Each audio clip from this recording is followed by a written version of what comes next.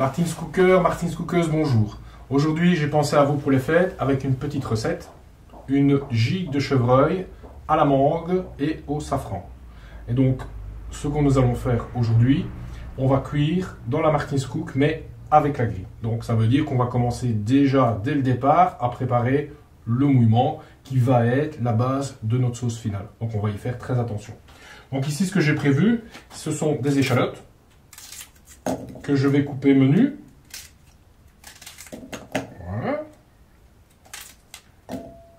Une orange que j'ai pelée à vif, que je vais couper en 8. Alors, n'oubliez pas qu'au niveau de votre mouillement, ça sera toujours un petit peu en dessous de la grille, puisque votre gigue va relâcher de son eau de végétation, de sucre de viande, pardon, et les légumes d'eau de végétation. Alors, au niveau du mouillement, on va mettre une pointe de vinaigre. Ça, c'est pour donner le goût aigre-doux. Ensuite, on va ajouter un petit peu de sirop d'érable. Voilà. Et ensuite, je vais faire un mélange avec un tout petit peu d'eau. Voilà. Et avec mes carcasses de gibier, j'ai fait un petit fumet de gibier. Voilà. Je vais à ce moment-là ajouter ma grille. Voilà. Je vais poivrer généreusement ma gigue sur toutes les faces.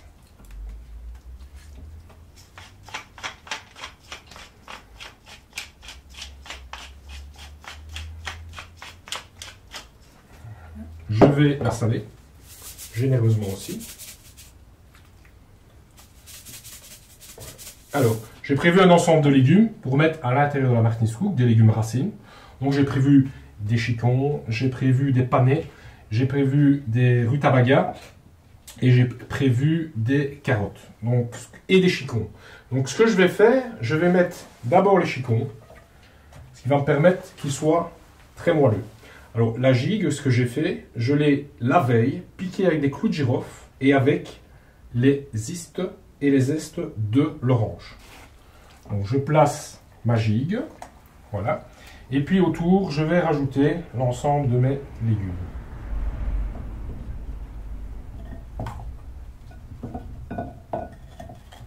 Alors n'ayez pas peur de bien remplir votre Martin's Cook puisque automatiquement la gigue va diminuer et les légumes aussi.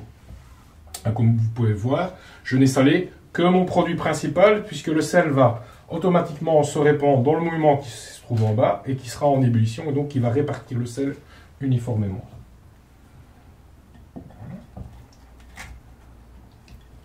Voilà. Et donc ensuite je mets mon couvercle et je vais mettre ici des patates douces qui vont accompagner mon plat.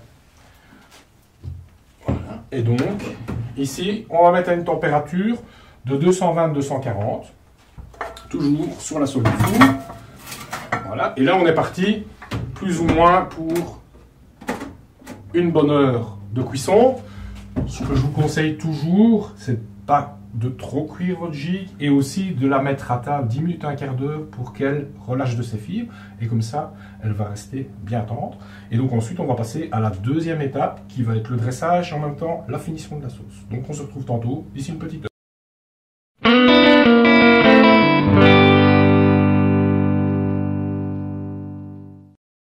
Il y a un bon 50 minutes de cuisson. Okay. Donc je vais un peu contrôler d'abord les pommes de terre. Les patates douces, ouais, elles sont fondantes. Je vais contrôler ma viande, je vais le faire roulotter. Ouais, voilà.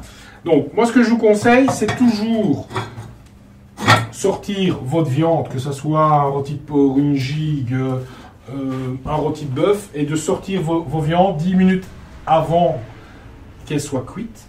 Comme ça, elles vont continuer à fondre, à cuire, et en même temps relâcher leurs fibres. Donc, comme ça, elles vont être bien tendres. Alors, même principe que tantôt. On va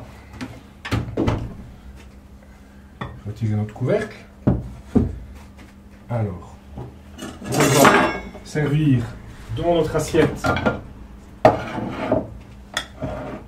Voilà. un morceau de patate douce. Une belle couleur. Ensuite, les légumes. Carottes, panais. Voilà. Les légumes qui sont trop, on va alors les disposer dans notre couvercle pour les maintenir au chaud. Alors nous avons, si vous vous souvenez, j'avais mis les chicons en dessous. Donc je les avais mis comme ça, ils vont être bien moelleux. Voilà, je les avais déposés juste sur la grille. On enlève les chicons. Voilà, j'en mets un sur l'assiette bien sûr. Voilà. Ok.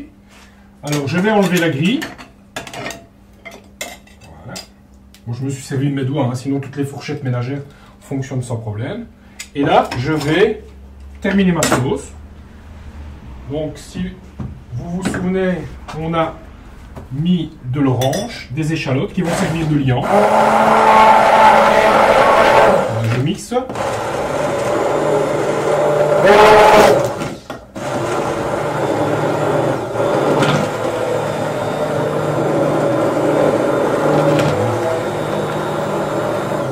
Alors vous avez l'ensemble des parfums avec l'orange, le clou de girofle, les épices,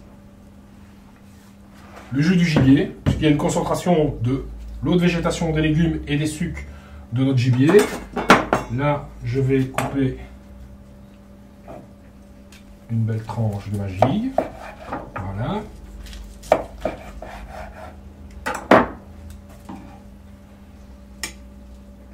Je vais remettre un petit tour de moulin à poivre.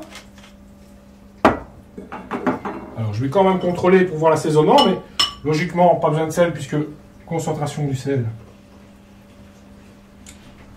C'est parfait, c'est très parfumé. Il y a la douceur de l'orange à la fois et un petit peu d'amertume. Voilà.